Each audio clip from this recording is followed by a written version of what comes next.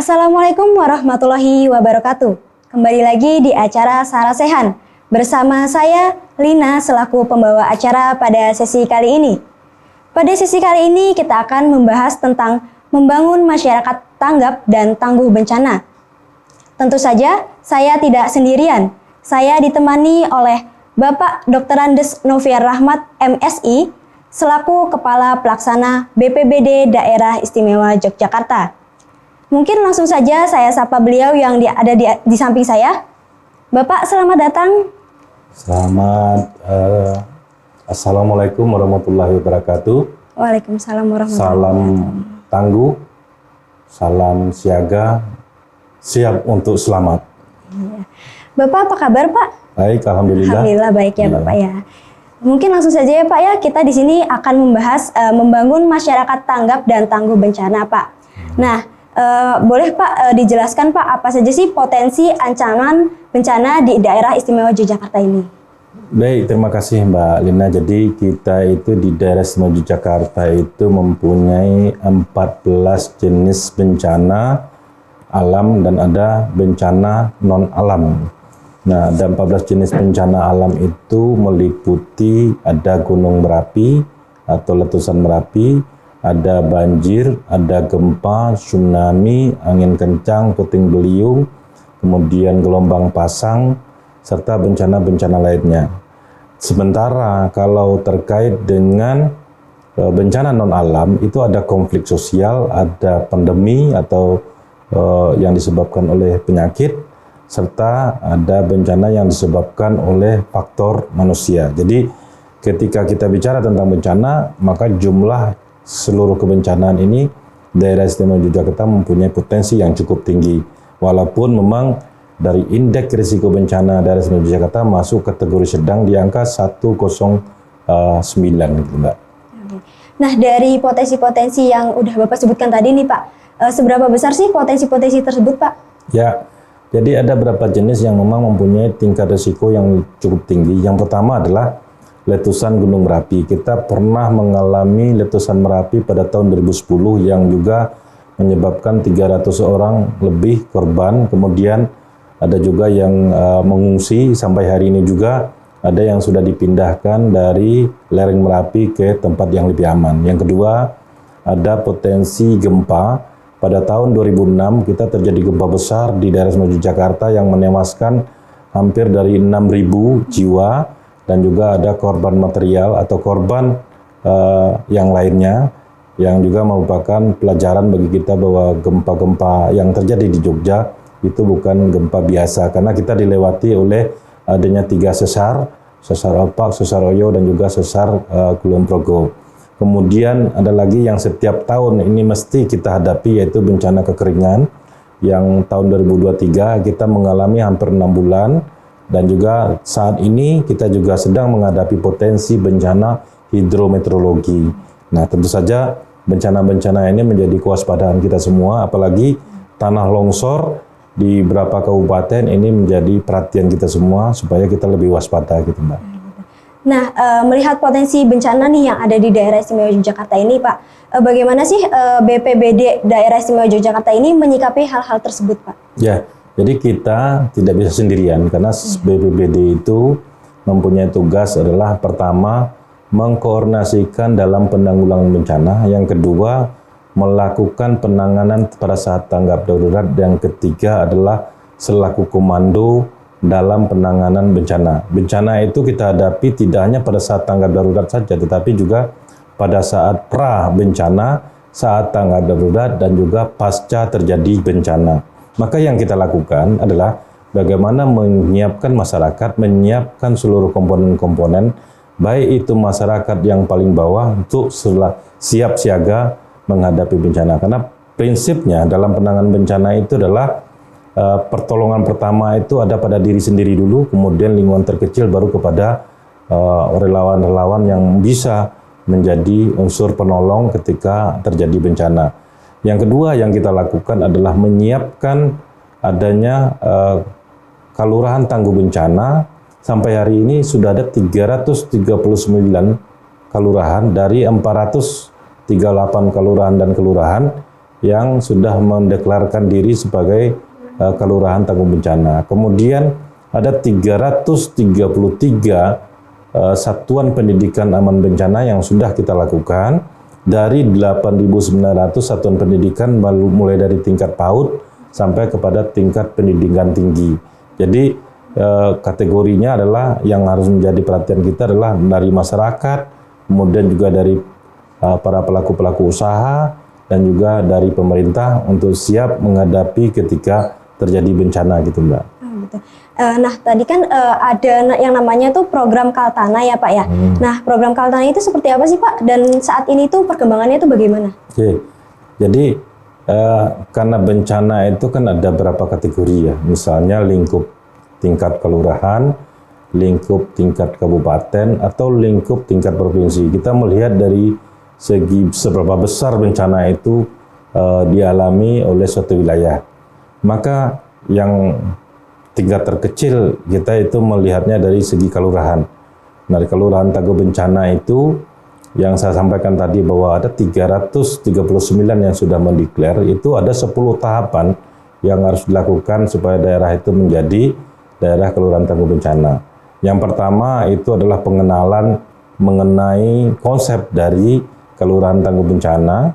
Yang kedua adalah pemetaan potensi yang terjadi di masing-masing kelurahan, karena satu kelurahan dengan kelurahan lain belum tentu potensi bencananya sama, sehingga dia akan memetakan kira-kira potensi apa yang terjadi di masing-masing wilayah, dan berikutnya adalah melakukan kajian dan melakukan mitigasi rencana kontingensi serta melakukan pembentukan forum pengurangan risiko bencana di masing-masing kelurahan serta melakukan gladi posko, gladi lakpang, serta penolongan terhadap gawat darurat. Jadi ketika dia dicanangkan sebagai kelurahan tangguh bencana, tentu saja semua komponen-komponen itu harus dilalui.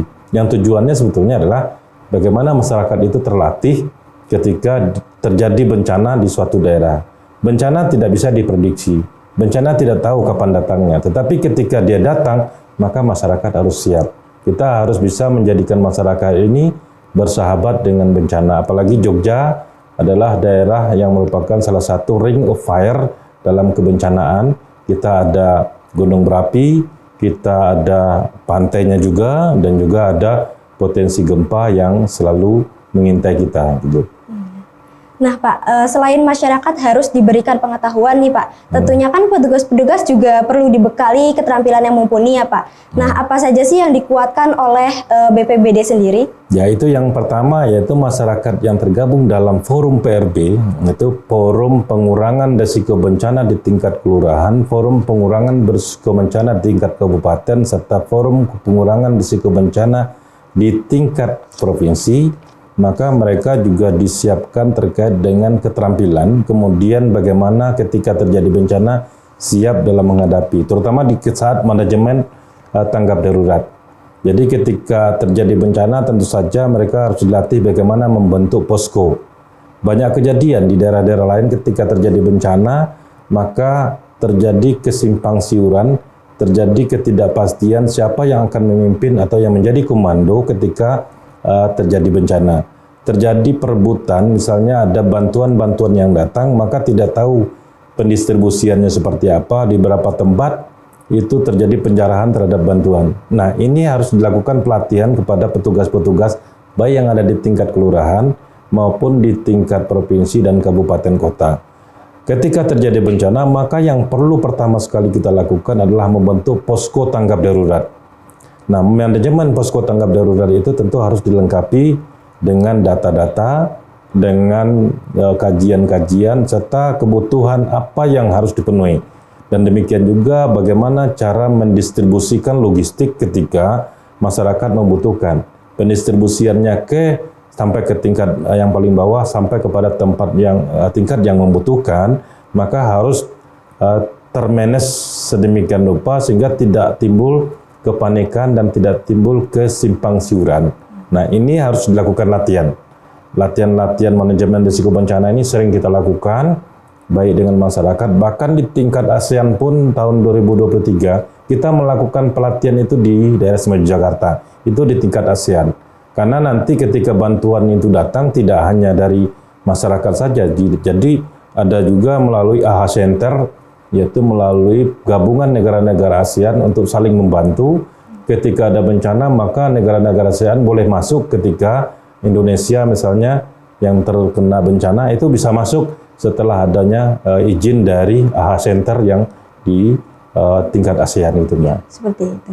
Nah, kita nih Pak sebagai masyarakat ya Pak, apa saja sih hal dasar yang harus kita persiapkan jika terjadi bencana? Ya, pertama yang perlu masyarakat itu pahami bahwa kita harus bersahabat dengan bencana, karena kita dikelilingi oleh potensi bencana yang cukup besar. Yang kedua, untuk tidak panik. Biasanya walaupun sudah dilakukan latihan, sudah dilakukan simulasi, sudah dilakukan gladi, tetapi ketika terjadi bencana, misalnya gempa misalnya, maka kita panik, maka apa yang kita latihkan, apa yang kita lakukan gladi itu tidak ada semuanya, hilang semua.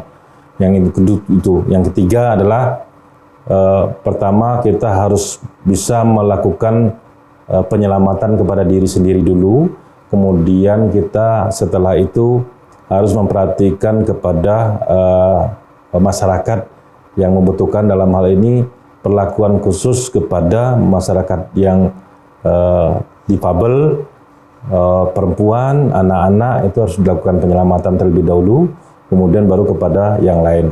Nah, itu juga ada manajemennya, manajemen poskonya seperti apa, kemudian kita juga harus membuat bagaimana menempatkan tempat-tempat pengungsian.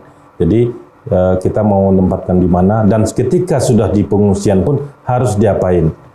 Ya, risiko-risiko ini harus kita hadapi dan kita harus terbiasa nanti ketika ada bencana kita harus segera melakukan. Termasuk misalnya ketika terjadi bencana, tentu saja sektor-sektor ekonomi akan terganggu, sektor-sektor komunikasi juga akan terganggu, kemudian sektor-sektornya pendidikan apalagi, sektor kesehatan apalagi. Nah, sehingga dalam menangani ini maka kita sudah membentuk yang namanya 9 klaster. Yaitu klaster kesehatan, nanti dari Dinas Kesehatan melakukan pertolongan kepada yang membutuhkan. Yang kedua, klaster komunikasi. Yang ketiga, klaster logistik dan peralatan. Kemudian ada klaster ekonomi, klaster pendidikan, dan bermacam klaster. Nah, ini harus bergerak bersama-sama supaya tidak terjadi tumpang tindih. Tidak semuanya nanti yang melakukan pertolongan, pencarian, ataupun pemberian bantuan, tetapi harus ada manajemennya supaya tidak ada tumpang tindih antara satu kekuatan dengan kekuatan yang lain. Kita berharap ini semua bisa dilakukan supaya masyarakat itu tidak terbiasa ketika misalnya dia terjadi bencana di lingkungan, maka segera memberikan atau pembagian tugas yang jelas. Siapa yang melakukan pencarian, pertolongan, pelindungan, siapa yang nanti akan mendirikan tenda pengungsian, siapa nanti yang akan mendidik masyarakat yang sedang dalam usia pendidikan ketika di bara-bara pengungsian, siapa nanti yang akan memberikan logistik. Nah, ini tentu saja perlu ada manajemen yang harus dilatih bersama-sama gitu. Oke. Mungkin untuk yang terakhir nih Pak, kesimpulan untuk perbincangan kali ini Pak, barangkali ada yang mau disampaikan ke pemirsa Pak? Ya, pertama memang yang perlu kami pesankan kepada masyarakat daerah Semoy Jakarta dimanapun Anda berada, bahwa kita sebagai masyarakat, sebagai warga masyarakat, sebagai warga daerah Semoy Jakarta harus selalu siap siaga di dalam menghadapi seluruh potensi bencana yang mungkin saja terjadi di lingkungan masing-masing. Yang kedua, itu harus peduli terhadap kejadian bencana, apapun jenisnya. Ketika terjadi bencana, maka selalu siap untuk menolong diri sendiri, menolong kaum yang lemah, kemudian baru kita di tingkat pemerintah, tingkat dunia usaha untuk bersama-sama dalam melakukan pertolongan, lalu kita kembali dalam pasca terjadi bencana untuk kembali ke kehidupan semula yang disebut dengan daya lenting dari masyarakat itu harus teruji supaya kita tidak banyak korban.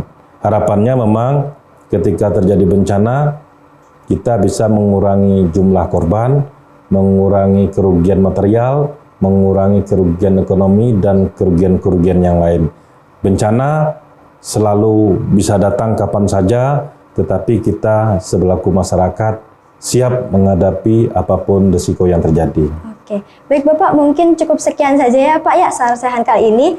Terima kasih Bapak atas hari ini ya Pak ya. Mungkin baik permisa, cukup sekian Sarah Sehan kali ini. Saya Lina selaku pembawa acara, pamit undur diri. Wassalamualaikum warahmatullahi wabarakatuh. Bapak, terima kasih ya Bapak. Ya.